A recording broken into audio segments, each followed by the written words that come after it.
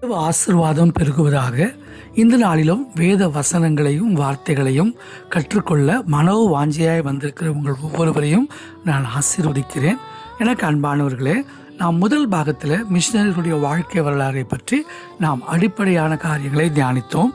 இந்த இரண்டாவது பாகத்தில் நாம் பார்க்கிறோம் வேத வசனத்தின் அடிப்படையில் முதல் மிஷனரி பிரயாணமாய் பவுலும் பர்னபாவும் அவர்கள் தான் முதல் பிரயாணமாக போனாங்க. அவங்க எங்கே போனாங்க?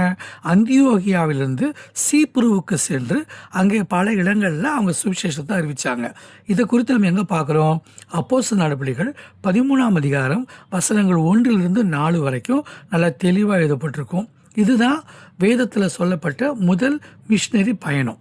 ஆனால் இன்னைக்கு இந்தியாவில் வந்த மிஷினரிகள் யார் அப்படிங்கிறத நம்ம தியானிக்கலாம். இந்தியாவுக்குள்ளே வந்த மிஷினரிகள் யார், தமிழ்நாட்டில் வந்த மிஷினரிகள் யார் அப்படிங்கிறத தியானித்தா இன்னும் கொஞ்சம் கூட இந்த மிஷினரி பிரயாணத்தை பற்றியும் மிஷினரிகளுடைய வாழ்க்கையில் வந்த எல்லா விதமான மேடு பள்ளங்கள் ஏற்றத்தாழ்வுகளையும் நம்ம தெரிந்து கொள்வதற்கு அது ரொம்ப பிரயோஜனமாக இருக்கும். இயேசு கிறிஸ்துவின் சீஷனாக இருந்த அப்போஸ்தலராக இருந்த சென்ட் தாமஸ் தான் இந்தியாவுக்கு வந்த முதல் கிறிஸ்துவ மிஷினரி என்று பலரும் நம்புகிறாங்க. இவர் கிறிஸ்துவுக்கு பின் 52 கேரளாவுக்கு வந்து சென்னையிலும் தமிழ்நாட்டிலையும் நிறைய இடங்களில் மயிலாப்பூரில் வந்து பல இடங்களில் நின்று அவர் ஊழியங்களை செய்திருக்கிறார். இந்த இடத்துல அவர் மரிக்கவும் செய்திருக்கிறார். அவர் தான் முதல் மிஷினரி என்று எல்லாருமே ஏற்றுக்கொள்கிறாங்க. அதற்கு பிறகு சீகன் பால்க் என்கிற அந்த ஒரு ஜெர்மனி மிஷினரி தான் 1706 வருடம் ஜூலை மாதம் தரங்கம்பாடியில் வந்து இந்த ஐரோப்பிய மிஷினரிகள் வந்து ஊழியங்களை செஞ்சாங்க. இவங்க தமிழ் கற்றுக்கொண்டு தமிழ் வேதாகமத்தை மொழிபெயர்த்து தமிழ் பாடசாலைகளை உருவாக்கி சபைகளை உருவாக்கி இவங்க தான் ஊழியத்திற்கு இந்த இடத்துல ஒரு அஸ்திபாரத்தை அடித்தளத்தை இவர்கள் தான் போட்டாங்க. அதற்கு பிறகு அநேக மிஷினரிகள் வந்திருந்தாலும் கூட அதில் முக்கியமாக சார்லஸ் தியோஃபிலஸ் அவர் 1814 அவர் திருநெல்வேலியில் வந்து நல்ல ஒரு பெரிய மிஷினரியாக ஊழியம் செஞ்சார். ராபர்ட் கார்டுவெல் அவர் 19ஆம் நூற்றாண்டில் தமிழ்நாட்டுக்கு வந்து தமிழ் மொழிகளை ஆராய்ச்சி பண்ணி திராவிட மொழிகளெல்லாம் ஆராய்ச்சி பண்ணி நல்ல ஒரு மகிமையான ஊழியத்தை செய்தார். கத்தோலிக்க மதத்திலும் நிறைய மிஷினரிகள் வந்திருந்தாங்க. அதில் குறிப்பாக சென்ட் பிரான்சிஸ் சேவியர் அவர் 16ஆம் நூற்றாண்டில் இந்தியா, தென்னிந்தியா, குறிப்பாக கன்னியாகுமரி, ராமநாதபுரம் பல இடங்களில் அவரும் சுவிசேஷ ஊழியங்களை செய்து கத்தோலிக்க சபைகளை அதிகமாக அவர் நிறுவன ஒரு மிஷினரி.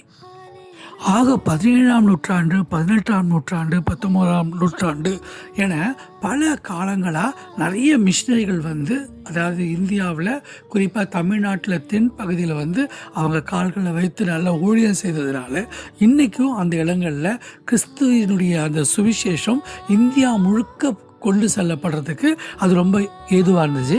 மிஷினரிகள் வந்து அநேகருக்குள்ள அந்த மிஷினரி தாகத்தை உண்டாக்கி இன்றைக்கி 2 ஊழியர்கள் சொல்லலாம். ஒன்று நண்பர் சுவிசேஷ குழு, இன்னொன்று விஸ்வவாணி. இது போன்ற மிகப்பெரிய மிஷினரி ஸ்தாபனங்கள் இன்றைக்கு இந்தியா முழுக்க மிஷினரிகளாக புறப்பட்டு போகிறாங்க. ஆச்சரியமான ஒரு உண்மை என்னென்னா, நிறைய பெண் மிஷினரிகளும் வந்திருந்தாங்க. அவங்களுடைய பங்கு ரொம்ப முக்கியமான பங்கு. அவங்க தான் பெண்களுக்கான கல்வி, மருத்துவம், ஆலோசனைகள்லாம் சொல்லி அவங்கள கர்த்தருக்குள்ள நல்லா உறுதிப்படுத்தி ஆராதனையில் முக்கியமாக பங்காற்றி அவங்க எல்லாரையும் வளர்த்து எடுத்தவங்க நிறைய பெண் மிஷினரிகள். அதில் குறிப்பாக கன்னியாகுமரியில் வந்த முதல் பெண் மிஷினரி ஜோஹன்னா, 2வது மேரி மெக்லின், அதுக்கு பிறகு ஆபிரகாம் மின்னி, அதுக்கு பிறகு எமி கார்மைக்கல்.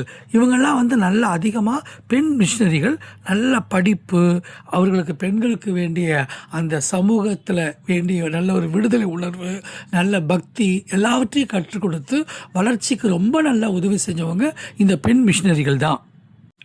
1895 எமி கார்மைக்கல் அவங்கெல்லாம் வந்து இந்தியாவில் வந்து திருநெல்வேலி பகுதியில் நல்ல பெண்களுக்கு தையல் கற்றுக் கொடுக்கறது, பாடங்களை கற்றுக் கொடுக்கறது, படிப்பை கற்றுக் கொடுக்கறது, பெண்கள் மத்தியில் நல்ல ஒரு பெரிய எழுப்புதலான ஊழியத்தை நிறைவேற்றினாங்க.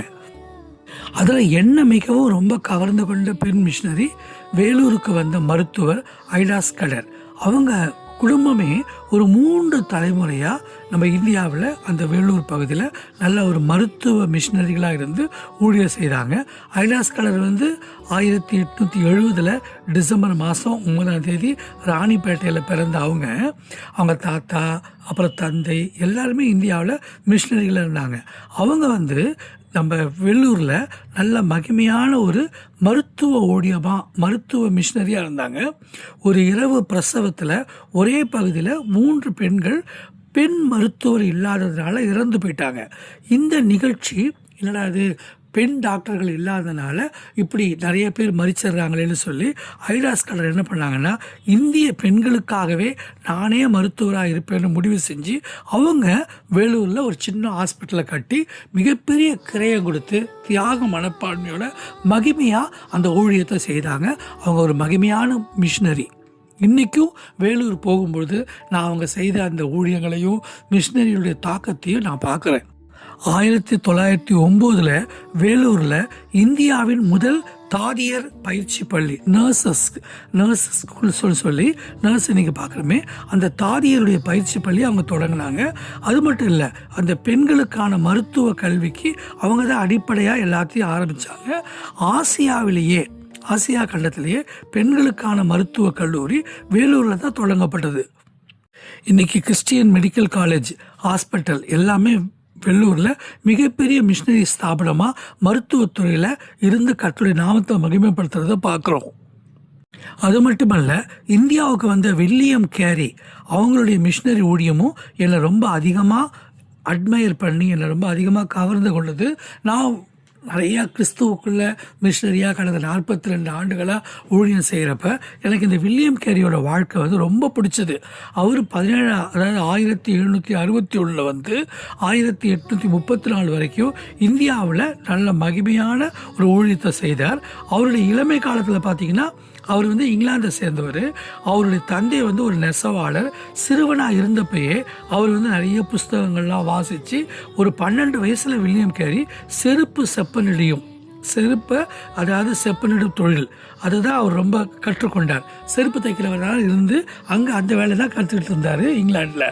ஆனால் அவர் திடீர்னு ஒரு தடவை பேப்டிஸ்ட் சர்ச்சில் முழுமையாக போய் அங்கே ஒரு மிஷினரி ஊழியத்தை சொல்லும் பொழுது வில்லியம் கேரி என்ன பண்ணார்னா, தன்னை அதுக்காக ஒப்பு கொடுத்தாரு. அப்போ ஊழியத்துக்கு வர்றதுக்கு முன்னாடியே லத்தீன், கிரேக்கம் போன்ற பலவிதமான நல்ல மொழிகளை கற்றுக்கொண்டார் வில்லியம் கேரி. அவர் தான் இந்தியாவில் வந்த முதல் மிஷினரி என்று சொன்னாலும் அந்த நாட்களில், அதாவது கல்கட்டா பகுதியில் வந்து நல்ல ஊழியங்களை நிறைவேற்றினார். வில்லியம் கேரியுடைய மனைவி டாரத்தி 3 பிள்ளைங்களோட இங்கிலாந்துலேருந்து கப்பல் ஏறி நீண்ட பிரயாணத்துக்கு பிறகு 1799 நவம்பர் 9 கல்கத்தாவுக்கு வந்தார். அங்கே வந்து அவர் முதல் மிஷினரி ஊழியத்தை ஆரம்பிக்கிறப்ப இவர் முழுக்க மொழியை வந்து முதல்ல வேதாகமத்தை மொழிபெயர்த்தார்.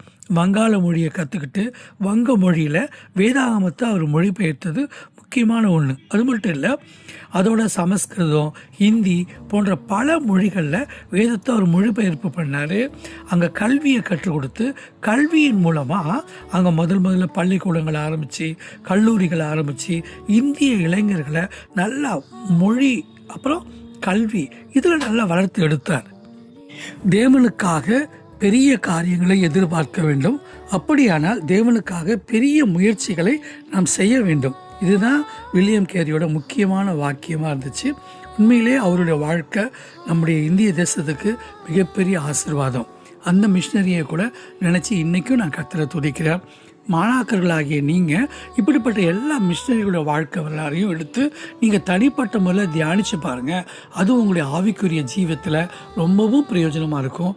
குறிப்பாக நீங்களும் ஒரு நல்ல வல்லமையான மிஷினரியாக மாற பரலோகத்தின் தேவன் உங்களுக்கு அருள் செய்வாராக. ஆமேன், ஆமேன்.